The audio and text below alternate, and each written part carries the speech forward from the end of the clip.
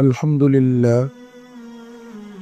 لله كفى وسلام على عباده الذين اصطفى أما بعد أعوذ بالله من الشيطان الرجيم بسم الله الرحمن الرحيم يا أيها الذين آمنوا استجيبوا لله وللرسول إذا دعاكم لما يحييكم واعلموا أن الله يحول بين المرء وقلبه وأنه إليه تحشرون واتقوا فتنة لا تصيبن الذين ظلموا منكم خاصة واعلموا أن الله شديد العقاب صدق الله العظيم۔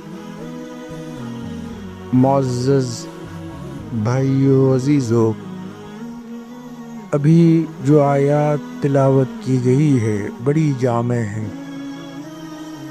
اللہ جل جلالہ وعم نوالہ ارشاد فرماتے ہیں یا ایہا الذین آمنو، اے ایمان والو، استجیبوا الرسول، استجیبوا اللہ والرسول، رسول کی بات سنو اور مانو، اللہ کی بات سنو اور مانو۔ وَلِلرَّسُولِ إِذَا دَعَاكُمْ، وہ تمہیں جس بات کی دعوت دے رہے ہیں اس سے تمہاری زندگی بن جائے گی۔ لِمَا يُحْيِيكُمْ، وہ باتیں تمہیں حیات بخش زندگی عطا کرتی ہے۔ اسی لیے علماء نے لکھا ہے کہ شریعت کے جتنے احکام ہیں اگر آدمی اس پر توجہ کے ساتھ عمل کرتا ہے تو دنیا میں بھی اس کو جنت کا مزہ آنے لگے گا، دنیا میں بھی وہ امن و امان اور سکون محسوس کرے گا۔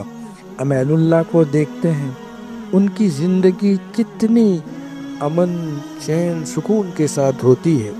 اللہ ان کے دلوں میں ایسا امن عطا فرماتے ہیں، سکون عطا فرماتے ہیں کہ پاس بیٹھنے والوں کو بھی اس کا احساس ہوتا ہے۔ حضرت تھانوی رحمۃ اللہ علیہ کی یہاں میں مثال دے کے سمجھاؤں، وہ خط و کتابت کا بڑے مراحل رہتے تھے۔ ایک صاحب نے لکھا کہ حضرت مجھے بہت غصہ آتا ہے اور غصے میں کبھی بے قابو ہو جاتا ہوں، جس کے نتیجے میں میرا بہت بڑا نقصان ہو جاتا ہے۔ حضرت نے فرمایا کہ آپ کے شہر میں فلاں حکیم صاحب ہے، چونکہ نام بھی لکھا ہوا ہے، مثالیں یوں ہی ذہن میں آتی ہے، کوئی تیاری نہیں ہوتی، نام تھا اس کا ذہن کا، فلاں حکیم صاحب کے پاس بیٹھو، بس صرف بیٹھو۔ بس اس پر انہوں نے عمل کرنا شروع کر دیا۔ اب جب عمل کرنا شروع کیا، ایک دن دو دن ایک معتد بھی مقدار جا کر صرف بیٹھ جایا کرتے تھے، بیٹھے، نتیجہ یہ ہوا کہ سارا غصہ ان کا ختم ہو گیا۔ حضرت کو انہوں نے لکھا کہ حضرت اب تو الحمدللہ وہ کیفیت نہیں رہی، ان کے پاس بیٹھ کر یہ چیز حاصل ہو گئی۔ اسی لیے حضرت مولانا عبداللہ کاپودروی صاحب رحمۃ اللہ علیہ فرماتے تھے، میں نے خود ان کو کہتے ہوئے سنا، کہا کہ دیکھو اہل اللہ کے پاس بیٹھو، اللہ والوں کے پاس بیٹھو، وہ کچھ بھی نہیں بولیں گے تب بھی اثرات مرتب ہوں گے، یعنی بیٹھنے سے ہی اثر ہو جائے گا۔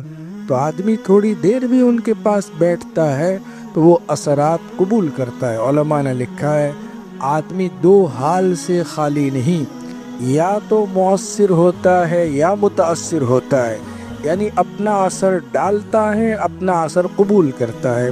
اب دیکھیے اثرات، دیکھیے میں نے ابھی ایک سروے پڑھا، سنا، اور ہمارے عزیز نے بھی بتلایا، ایک سروے ابھی بہت بڑا سروے ہوا۔ سروے یہ ہوا کہ آج کل تقریباً یوں سمجھیے کہ 4 گھنٹے، بعض کہتے ہیں 5 گھنٹے، سروے کے مطابق ہر آدمی موبائل میں گزارتا ہے۔ اب بتلائیے 4 گھنٹے روزانہ کے، ہفتے میں کتنے گھنٹے ہوئے؟ 7 دن، 7 چوک 28 گھنٹے۔ اب 28 گھنٹے سوشل میڈیا پر ہو اور اس میں ہر قسم کی چیزیں ہوتی ہے۔ اب دیکھو خاندانی نظام تتر بتر ہو گیا، ایک صوفے پر بیٹھے ہیں، لڑکے الگ بیٹھے ہیں، लड़कियां अलग बैठी हैं, बच्चे अलग बैठे हैं, माँ बाप अलग बैठे हैं, सब अपने अपने काम में मशगूल होते हैं। रात को देर देर तक मीडिया में वो काम करते रहते हैं, सोशल मीडिया को देखते रहते हैं। कितने असरात होंगे। असरात ऐसे होने लगे कि अब इल्हाद आ गया है। अब बतलाइए, मुकाबला जो होता है ना, वो जैसा हथियार वैसे हथियार से होता है। अब मैं आपको हफ्ते में 15 मिनट सुनाता हूँ, बतलाइए खाक मेरा असर होगा आप पर? कोई असर होने वाला नहीं, कुछ नहीं होगा। जहाँ मीडिया पर लोग 28 घंटे हफ्ते में निकालते हो, या ये बेचारी 15 मिनट क्या काम देगी आपको? और वो भी सुना नहीं सुना, आए नहीं आए। वो वल्लाह बहुत ख़तरनाक बात है ये तो। धीरे धीरे कुफ्र आएगा, शिरक आएगा, इल्हाद आएगा, नज़रियात बदल जाएंगे। जुमा के दिन के असरात क्या होते हैं आपको मालूम है? मिस्र में लॉर्ड क्रोमर आए थे, अंग्रेज की हुकूमत की, लॉर्ड क्रोमर की। उस वक्त अल्हम्दुलिल्लाह दीनी माहौल बरकरार। वो लोग सोचने लगे। इस बात पर उनका इत्तेफाक ये हुआ कि ये जुमा के दिन जो बयानात कराए जाते हैं उसको बंद कराओ, इसलिए कि अवाम को जो कुछ मिल रहा है वो जुमा के दिन से मिल रहा है। वो इतना मवाद जुमा को लेकर जाते हैं कि हफ्ते भर चलता है। अगर इनको दीन से दूर करना हो, दीन से हटाना हो, दीन से इल्हाद की तरफ ले जाना हो, तो जुमा के दिन के बयानात को बंद कराओ। बंद करवा दिए मिस्र में। देखो आज इल्हाद, बाप अल्लाह को मानता है, बेटे मुल्हिद है। ये है भाई, हम आपको वही सुनाते हैं जो आसमान से उतरती है। हम बहुत दिल से सुनाते हैं, आओ और हमारी बातें सुनो। याद रखो, यही बातें रही तो कोई सुनाने वाला नहीं होगा। नाम मुसलमान होंगे, मुसलमानों की बस्ती होगी, लेकिन हाल वही होगा जो दूसरी कम्युनिटीज़ में हो रहा है। कोई सुनाने वाला नहीं होगा। दीन का नाम रह जाएगा, रस्म रह जाएगी। हम तो आपको बहुत मेहनत करके जूस पील कर बनाकर जहन में लेकर आते हैं कि आपको क्या कहना है, और थोड़ी देर में कह के आपको फारिग कर देना है। इसकी कदर करो, वरना दीन बहुत ख़तरनाक है। सोशल मीडिया पर जो चीज़ें वायरल हो रही है, घरों में बेदीनियाँ पैदा हो रही है, मुल्हिदीन और खुदा के मुनकिरीन पैदा हो रहे हैं, अज़ाब कब्र के मुनकिरीन पैदा हो रहे हैं। कुछ नहीं है, बस तो यूं ही चल रहा है, खाओ पियो मर जाओ। वही बातें हो रही है जो मुशरिकीन कहा करते थे, जिनको मिटाने के लिए रसूल अकरम सल्लल्लाहु अलैहि वसल्लम लेकर आए थे। आपके शहर में उलमा मौजूद हैं, उनकी बातें सुनो। यहाँ तफसीर होती हैं, बैठो, 10 मिनट होती है। तालीम होती है, बैठो। और मस्जिदों में भी अल्हम्दुलिल्लाह किताबी तालीम होती है, असर के बाद होती, बैठो। हमारी जो दावत व तबलीग की मेहनत है उसमें शिरक करो, ध्यान दो। जुमेरात को जो हमारे यहाँ अल्हम्दुलिल्लाह लोग जाते हैं, हफ्तावारी जो इज्तिमा होता है, वहाँ बैठो। कहीं से भी अल्लाह और उसके रसूल की बात हासिल करो, मालूम करो, दिलों में नूर पैदा होगा। वरना हालात बहुत ख़तरनाक, इल्हाद पैदा हो जाएगा। कुरान ये कह रहा है, क़द जाअकुम मिनल्लाहि नूरुन व किताबुम मुबीन। तुम्हारे पास रोशनी आ गई, खुली किताब तुम्हारे पास आ गई है। अल्लाह ने आसमान से ये चीज़ें भेजी है। सुनोगे तो असर होगा, नहीं सुनोगे वाकिफ़ ही नहीं, मालूम ही नहीं क्या है। अभी मैं सवाल करूं, बतलाओ हुज़ूर अकरम सल्लल्लाहु अलैहि वसल्लम की सीरत किसने पढ़ी है? तो मैं बदगुमानी नहीं करता, आज भी नहीं करता, किसी से नहीं करता, लेकिन मेरे अजीज़ों ये जो जवाब होगा बड़ा मायूस कुन होगा।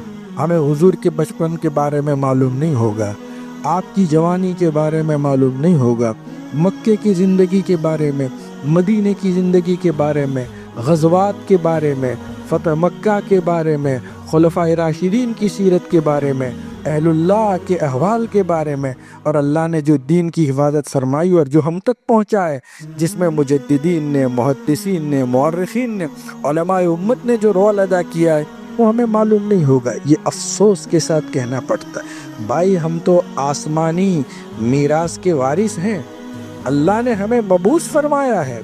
और हज़रत शाह वलीउल्लाह मुहद्दिस देहलवी रहमतुल्लाह अलैह लिखते हैं कि ये उम्मत अंबिया के कायम मुकाम है, मबऊस है। और हुजूर अकरम सल्लल्लाहु अलैहि वसल्लम ने हमें अमानत सौंपी है। जिस वक्त आपकी वफ़ात हुई है उससे पहले आपने हज्जतुल वदा के मौके पर क्या कहा था? फलयुबल्लिगुल अश्शाहिदुल गाइब, जो लोग हाजिर हैं वो गायबीन तक मेरी बात पहुंचा दे।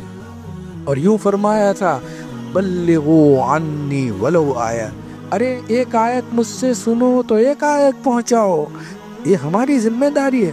भाई हम तो आसमानी निज़ाम के वारिस हैं। अल्लाह के नबी अलैहिस्सलाम ने हमें सब कुछ बता दिया। लोग दो जहां में जो हो रहा है उसको जानते हैं, हमको तो ये तक बताया कि आँख बंद होगी तो क्या होगा, कब्र में क्या होगा, हशर में क्या होगा, अल्लाह हमसे पूछेगा, वहाँ पुलसिरात है, वहाँ मीज़ान है, वहाँ जन्नत है, वहाँ जहन्नम है। और अल्लाह ने अपने नबी अल्लाह का तारुफ नबी अलैहिस्सलातु वस्सलाम ने कराया कि अल्लाह कौन है, उसकी ज़ात क्या है, उसकी सिफ़ात क्या है। सारी चीज़ें अल्लाह ने कुरान की शक्ल में, हदीस की शक्ल में, किताबों की शक्ल में, उलमाए उम्मत की शक्ल में अल्लाह तबारक व तआला ने हमें इनायत फरमाई है। रसूल अकरम सल्लल्लाहु अलैहि वसल्लम ने फरमाया जालिसुल उलमा, उलमा की सोबत में बैठो, हदीस है। जालिसुल उलमा, अल्लाह उनकी सोबत से मुर्दा दिलों को ऐसे जिंदा करते हैं जैसे बंजर ज़मीन में हरियाली आती है। कुरान और सुन्नत में ये ताकत है और ईमान में ये ताकत है।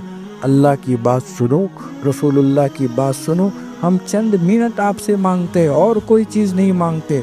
पाबंदी से आओ, बात सुनो, खुद भी अमल करो, घर भी पहुंचाओ। अल्लाह मुझे भी और आपको भी अमल करने की तौफीक अता फरमाए।